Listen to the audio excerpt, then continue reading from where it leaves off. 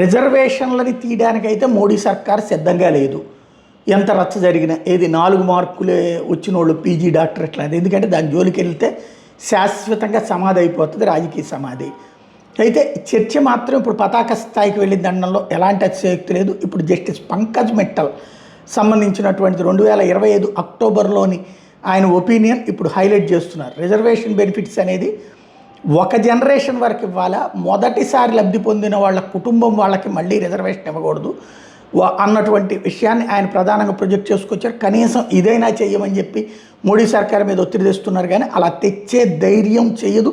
చేస్తే శాశ్వతంగా రాజకీయాలకు దూరం అవ్వాల్సిన పరిస్థితి వస్తుంది అన్నటువంటిది భారతీయ జనతా పార్టీకి తెలుసు. అందుకనే గతంలో అసలు బీజేపీ వస్తే రిజర్వేషన్లు తీసేస్తారన్న ప్రచారంతో చాలా వరకు దెబ్బతీసే ప్రయత్నం చేశారు.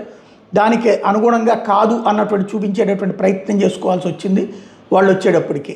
అదే అతిపెద్ద అంశం.